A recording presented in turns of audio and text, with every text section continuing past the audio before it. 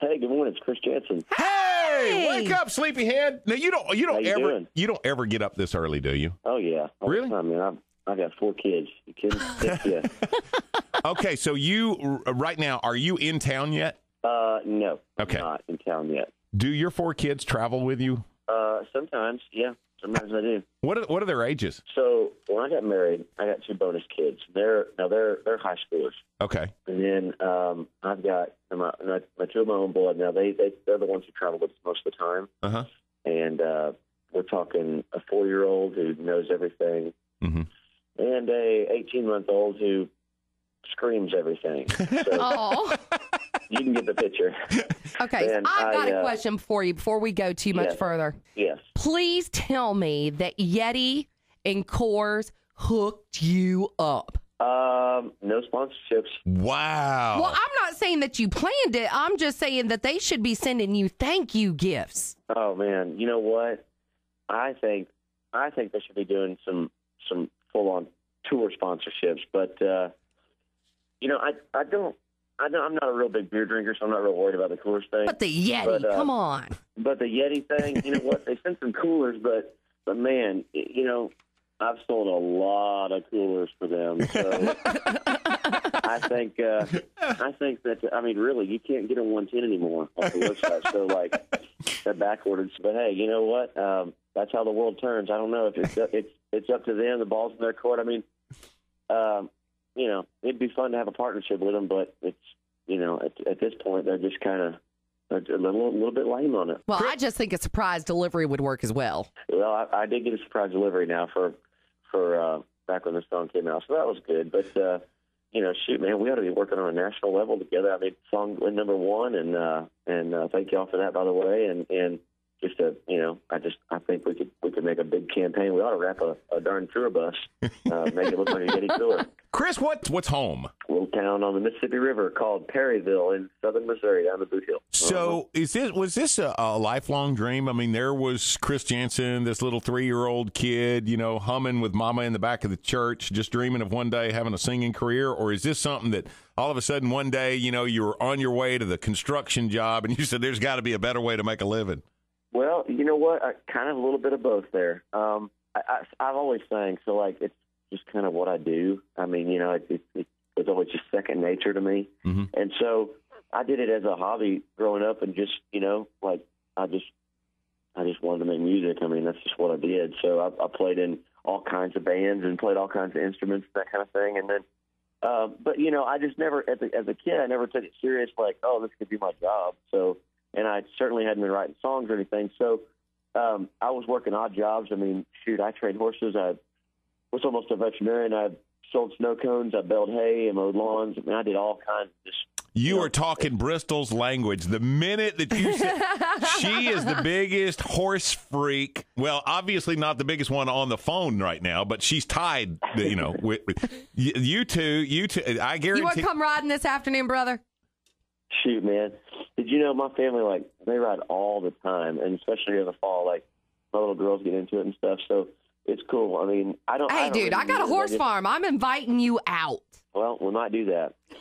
I did all kinds of odd jobs, and then when I got right down to it at the age where it was go to college or go to work or go to the military, I mean, from where I'm from, that's just kind of what you do. Mm-hmm. And, man, I played music all up until then, and I thought, you know what, I'm going to try to make this my job. So I did, and I moved to Nashville, and I stayed, and I picked up a gig, played at a honky-tonk 7 days a week and 4 shows a day at 4 hours apiece, and wow, I played there for 1 year straight, and then I kind of got my first little break, and I was off to the races, and it's been a fun little uphill climb ever since, and so I've really worked for my number one. I've worked for to have singles played and to get tours and all kinds of stuff out there, and I'm excited. I got this album coming out, my first full length album coming out finally. Yay! October 30th, and thank you. And okay, now wait a minute. Your single is "Buy Me a Boat."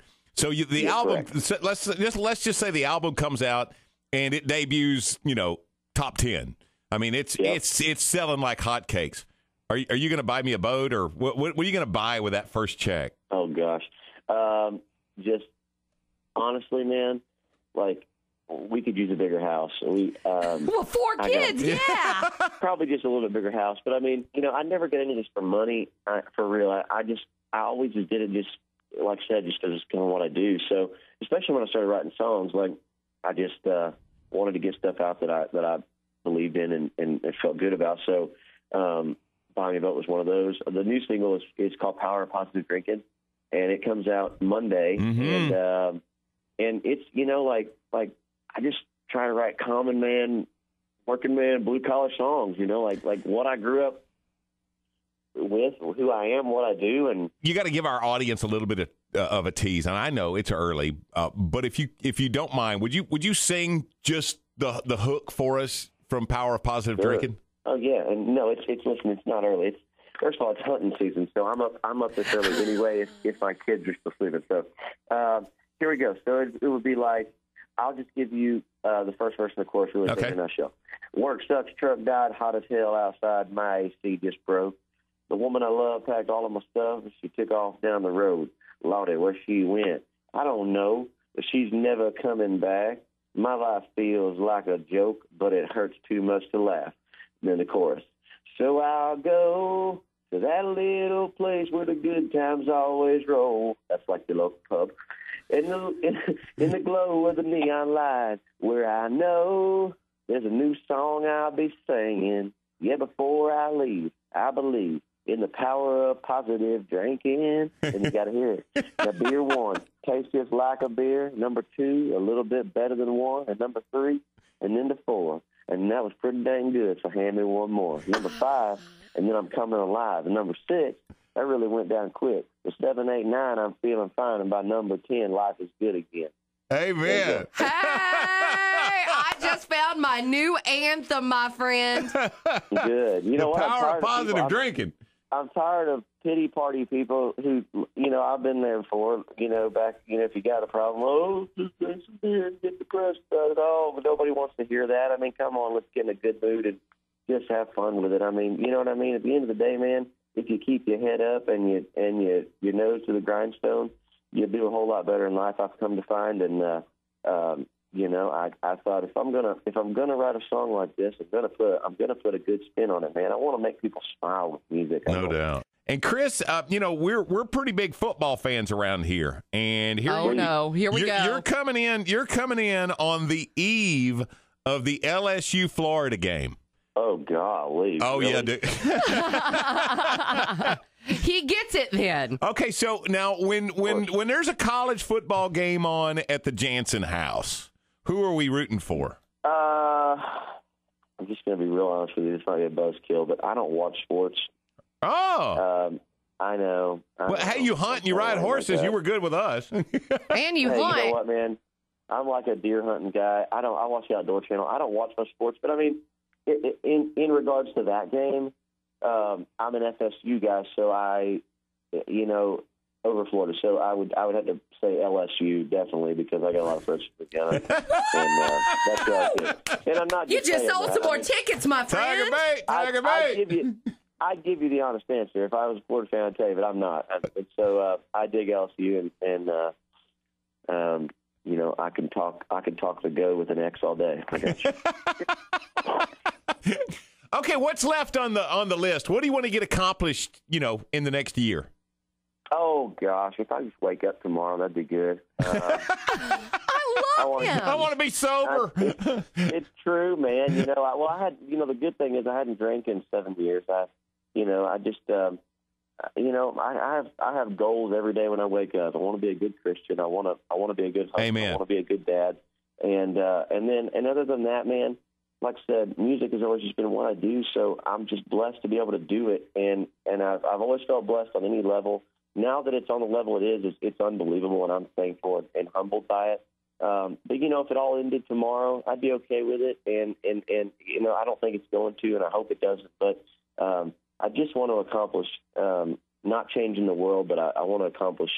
I guess the main goal would be that people said, "Man, that dude's a real artist. That guy's a real guy." And if I can have some success along with the day that I wake up, that's a good day. And but any day above ground is a good day to be alive. Amen. So I guess just I guess is getting up and living. When you get on your knees at night, do you ask God to be more like Ray Vaughn? Yeah,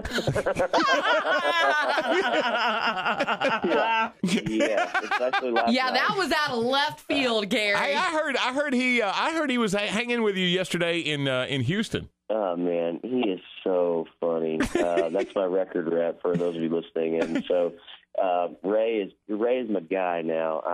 Frankie Ballard told me before I signed to the record label, he's like, "You're gonna love Ray Vaughn," and I'm like, "Okay," but Hey, Ray brought me Frankie to our outdoor expo that we had a number of years ago. Frankie comes in, and we had Billy the Exterminator. Did you watch him on TV?